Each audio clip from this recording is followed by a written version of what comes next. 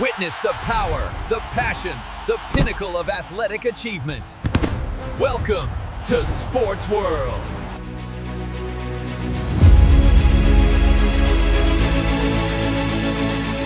So welcome to the first in a series of special interviews on our Sports World Network.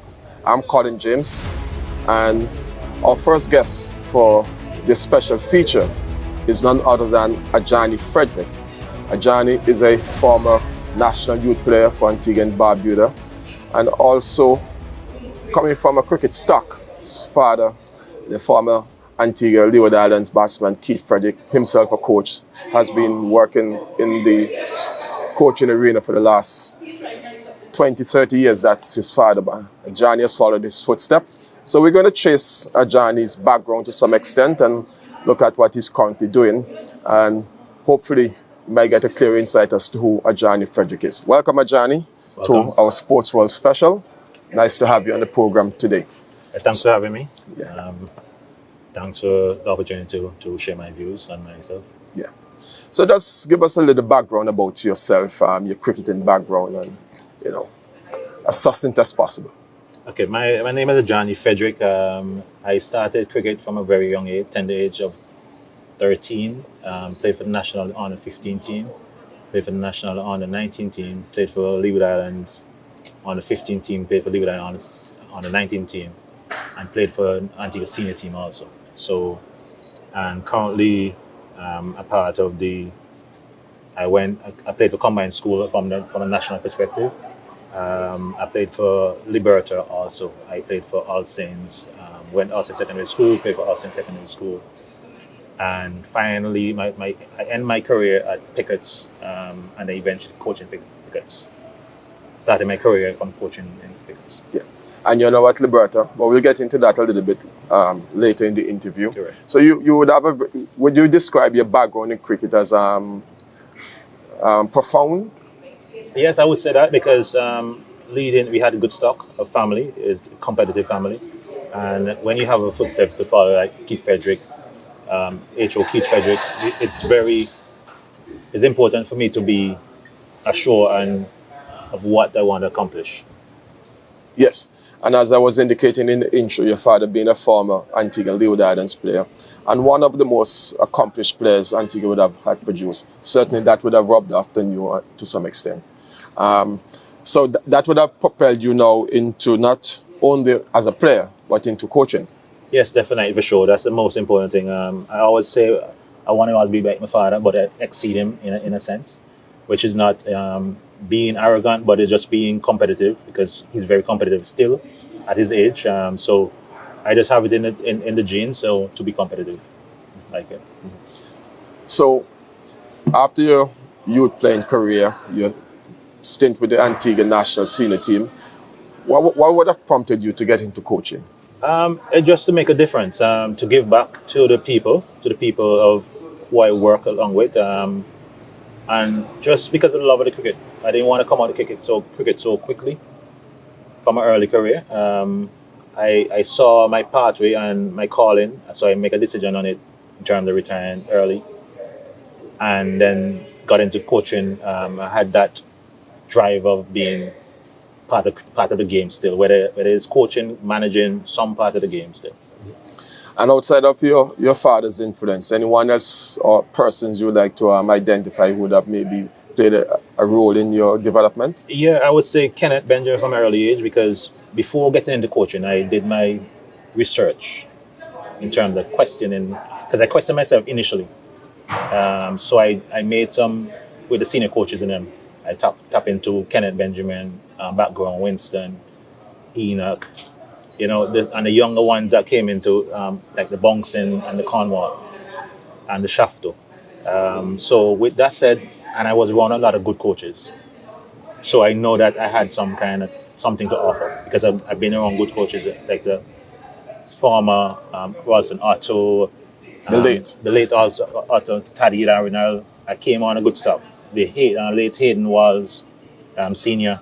So I had a good stock of coaches to develop from a player perspective, and I can use a template of them to be a good coach perspective also. And looking in terms of coaching, mentorship, where would you say you channel your focus? Coaching, mentorship, which one? Coaching and mentorship, because it's hand in hand. Because I'm currently a manager from a profession also, and also a coach. So I need a tool to in terms of develop. Plus, I work a lot with schools. So I'm still in the school program, also in the national school program in Antigua. So I need all the above to tick the boxes to become that coach to develop players in the region, and also Antigua. Now you said that you had played for a few villages, All Saints being one, Pickett's, Correct. right? So is someone to say, Adjarni, where Antigua you're from? Which community you say that you would like to be identified as with? It's ticklish. I would say between Liberta and Seaway Farm. I can't put a name on it, but I would say Liberta because my mom is where mom that's where I reside. My father lives Seaway Farm, so I spend a lot of time at Seaway Farm also. So, but I would say Liberta. So you more credit your upbringing in Liberta. Correct. Yes, and you did mention her mom. Sadly she passed, and so Yeah, she did. Our condolences on that level. So you would have come from two good cricketing communities, because back in the day, Seaway Farm was one of the top teams in Antigua, Liberta being the top team throughout Antigua's cricket history. So you not only had the parental and the mentorship guidance, but also the communities to look up to as well. You're now a level 2 Cricket West Indies certified coach. What does that entail in terms of what you would have done to achieve this certification? I would have to go through the whole process from child protection, started from the ground up. I had to go to child protection, foundation, the level 1, and then they go level 2 also. And then I still did all different wicketkeeping courses, team bond. It's a lot of detailed work behind the scene. And some of them are not really mentioned because I just kind of go and do what I have to do and just let my work speak on the field for itself. And who would you say would have influenced you to get into these different coaching certification? And where did you do them as well? I did them in Antigua, and the person that influenced me to do this is Pernell Watley. He was the one that was most influenced in terms of getting me to get certified.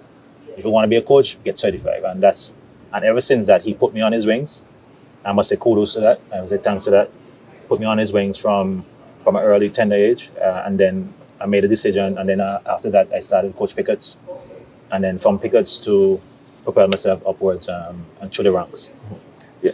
And for those of us, or those of you who may not know, Pernell Watley is one of the top coaches in Antigua. I think he had a stint down in New Zealand some years ago, and he would have been certified by Cricket West Indies. He works with the Antigua senior national team and also with the Leeward Islands women's team, where they were victorious in the T20 Blaze just earlier this month. Looking back at your career in youth cricket, any memorable moments you want to share with us? Yeah, especially the Antigua when we went St. Kitts. That is my first year. Scoring my first hat trick for Antigua. That was important for me in a winning cause. What year was that? Era? 80s, 90s, 2000s, early 90s. Playing alongside Marley Richards, Austin Richards. You have Kerry White. Blackman. These guys of the era of my generation. I must say Larry Joseph, Anthony Martin. If you call it the Star Wars right now, that go on to Gavin Tong, all these players. So these are the players that we still communicate. We still pretty much involved in the game in some way, shape or form, and I'm proud to be in that era. So I can't really I learned a lot through the era in terms of toughness, coming from Taddy Arundel and others. Let's look at your coaching now at the club level. You would have played for Pickets, Correct. and then you went on to coach them. Correct. Tell us about that. Yes, it was 2017. 2017 when I decided, early 2017 when I decided I wanted to become a coach. I made that shift. I actually wanted to coach my high school, right? And I sat down with different coaches and said, I think at the time I thought I wasn't good enough at the time. I just wanted experience. I think because I was already doing first class and I didn't have no experience in coaching, so I decided, you know what, let me go down grassroots, have a plan for my high school, 3-year plan for my high school already sorted out already. So I was more detailed because I was around in the aviation business. So I'm more structured, more understanding of detail, putting things together.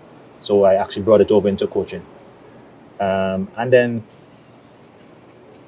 the president of Pickets said that time Abdel Hughes had resigned, and there was a slot available. They were doing interviews, and I wasn't interviewed, but a day I came to the last presentation, and like parishly had a award ceremony, and I was there, and then president asked me if I want to be coach.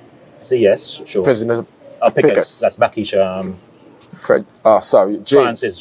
Francis James. Correct. Yes. She asked me if I wanted to be. I said yes, sure. And I was prepared already because I wasn't going into something that I'm not ready for.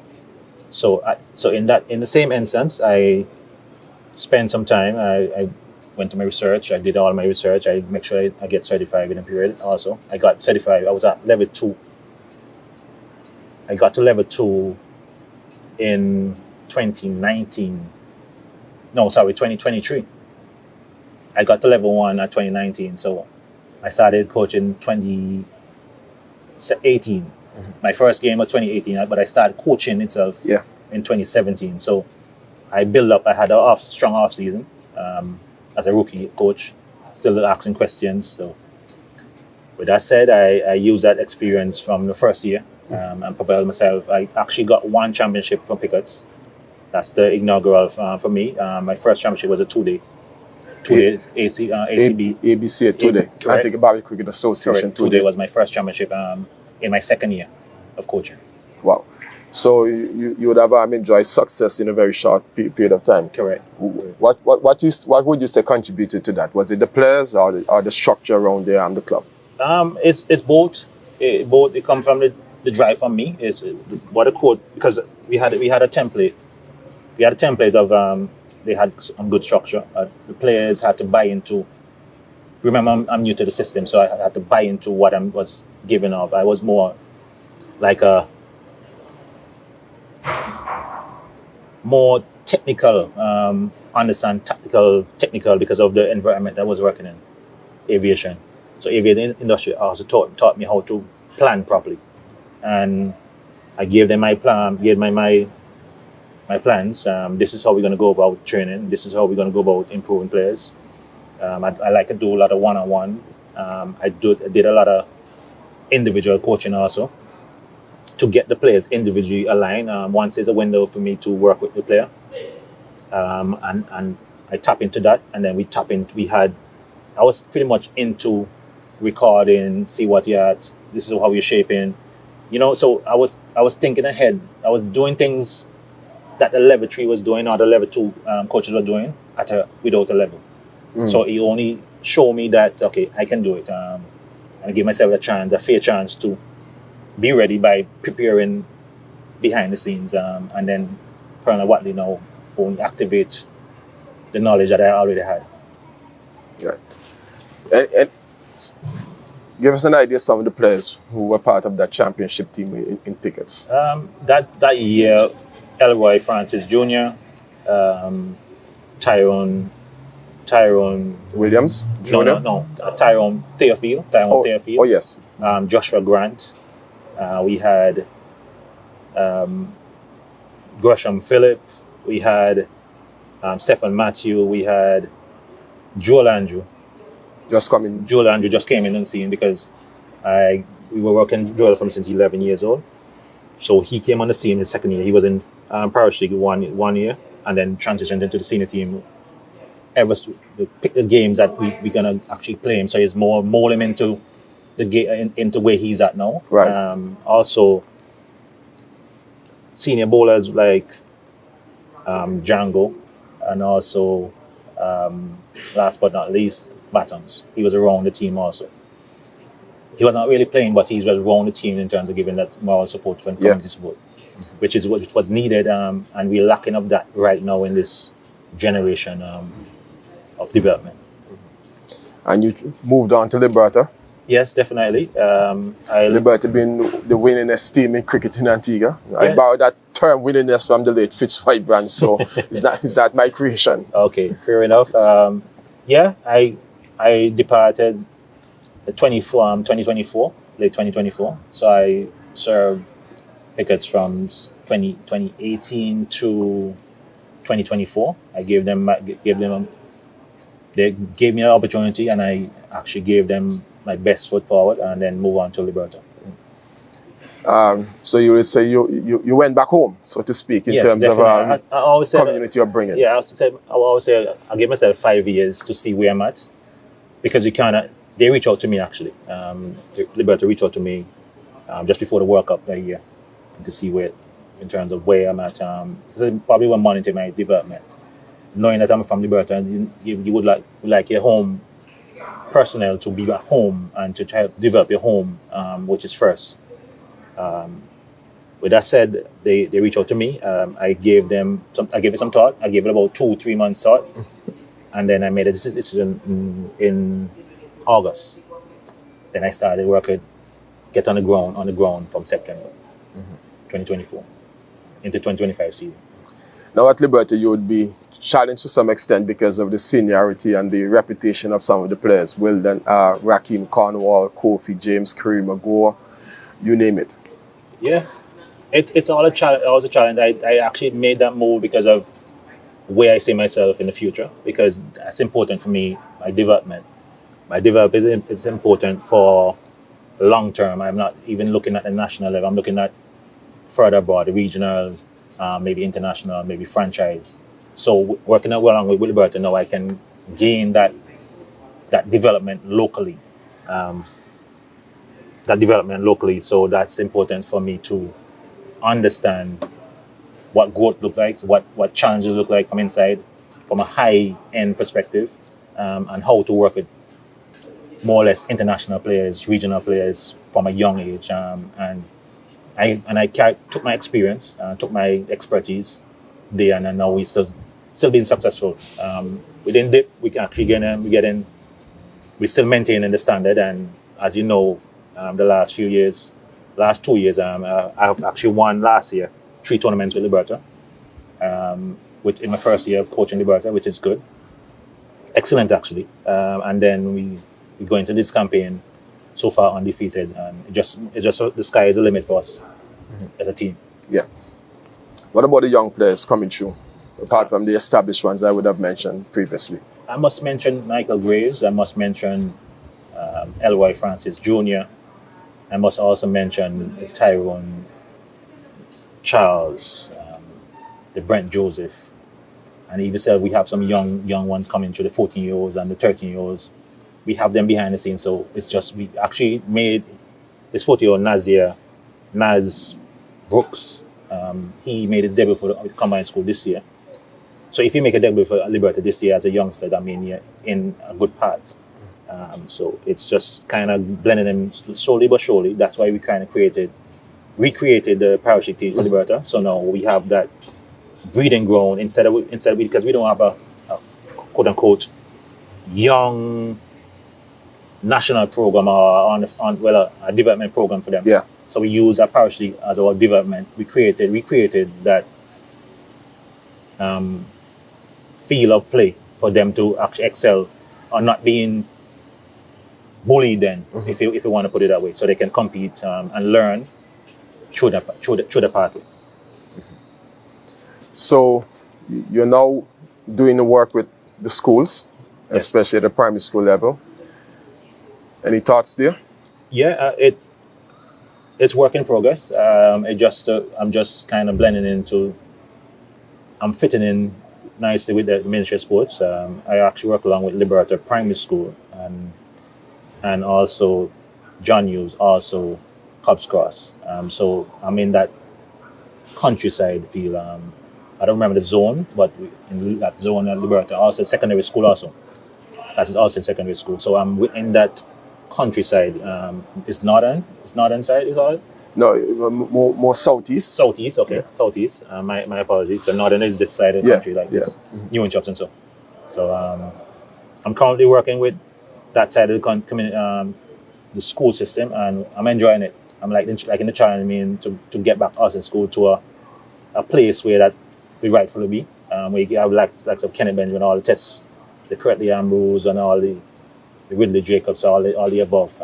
So Anthony Merrick as well. Yeah, correct. My aim is to get the love back in. Not forgetting Eldin Baptist. Yes. Sorry, yeah. Get the love back into the school, and along with all the coaches in the Antigua. That's our job. And how do you see the youngsters now? Right? Because primary will be the grassroots level, anywhere between, let's say, 5 and 11 years. Correct. So how do you see youngsters loving the game at the grassroots level? Once they're being exposed, once you give a child a product or opportunity to play, they will enjoy it. They embrace the moment. Most of all, it's to be patient with them. If we don't give them, they won't see it, because they have distractions from video games to the apps, social media, everything that is going to be distraction for them to come outside and see the beautiful game of cricket. So with that said, once we give them the opportunity to play and create the environment for them to play, they will gravitate towards it. It's not lack of interest, it's just lack of opportunity. And we as coaches now have to recreate or create that moment for them, to that hour and a half daily, and that 2 hours or that 3 hours on the weekends. So we need to have a development program which will help the children to move forward and love the game. At that age, it's more like loving the game. Mm-hmm. And then when you start understanding the game at 11 and 12, between 12 and 15, that's where you can coach, look in more detail. But you might have the special one, like the Joel Andrew from 11 and the others. Joel Andrew, even the Mike McKenzie, at least the period there. The love of that game between that period is where it's at the coach. Mm-hmm.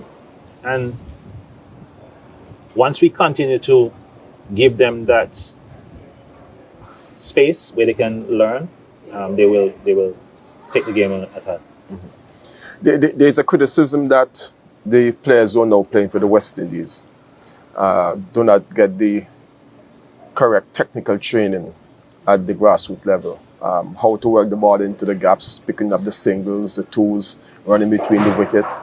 Because what we normally see at the international level, especially in the T20 format, is everybody trying to hit over the top. You have any thoughts on those views? At the early age, you can't coach at the early age, but you can embrace the talent, because I don't think we have enough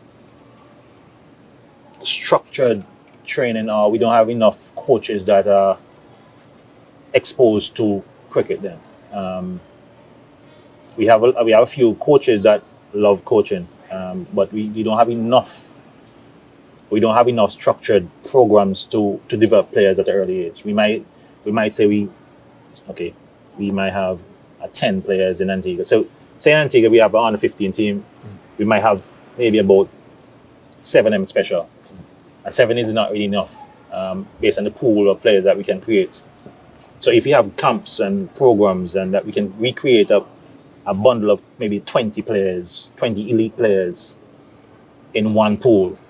You might create 20 fast bowlers, you might create 15 wicket keepers or 10 wicket keepers or 30 batters. Then we can identify them and kind of put who can go to the next level, who we need to maintain the space. Or if the national team wants or needs a certain type of player, and they can say, you know what, We have a camp down there now. We need about 4 batters, 5. We can actually go and handpick them because we have them in a structured program and for their development. Don't want to appear controversial, but what you just outlined a while ago seems to be a workable program. What would prevent a program that you just outlined ago from happening? Or what is preventing it from taking place? I think it's finance. And understanding what the right people around it to get it together. We have them, but it's just to get the finance part of it. I think finance is that's why India's leading because of the financial perspective, and they have people. Without people and without money, we can't have the structure. So you can have people without structure, it don't make no sense. So once you have a structure with it don't have to be the perfect one. Once it's structured properly, it will make a lot of sense to the player that is playing, and once it's aligned with the IQ of the game, you will tend to get more results than less. Because if it's structured properly, like any sport, track and field, basketball, cricket, as we went talking about, football, you will see progression from an early age. So. Yeah. Facilities has always been a bugbear in terms of, do we have proper facilities? Do we have nets? Do we have changing rooms? Factory cricket ground is there. That can be like an academy ground for the nurturing of young players. We also have other community fields that could take a little bit of development. Do you see facilities or lack thereof as an issue, a big issue? It's a major issue. That is where sports in general in Antigua, that's where cricket, I'm speaking on cricket, it's a major issue. If we have good grounds, we have good players. We have more players. Once we have, as I mentioned again, we don't have a training facility for our national players to go and play, like a Yasco for track and field. Or track and field. So okay, this is where our national players will be training on the best. Yeah. But somebody might say, so what happened to Survey-Rated Stadium with so much space and so much amenities around? Yes. Why not? And this should be our home. Anyway, this or even the Antigua Recreation Ground. Right. And it's about the leaders to put things in place. Once we have the right people around it, to just collab with the corporate Antigua or corporate international. You don't have the Antigua either. If you can get investors to invest in Antigua cricket from a holistic perspective, from down to nutrition, food and nutrition, from down to health and fitness, from down to S&C, from down to technicality, fast bowling. It's a whole.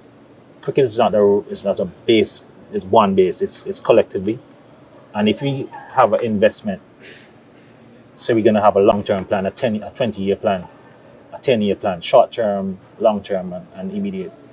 We can actually do it again because we have the minds to do it. And it has everything in it to do it. It just now to execution and the togetherness. So we don't have that. And that is what is lacking. I won't say lacking, it's not put in place. And that is something that we need to put in place to regenerate our glory days.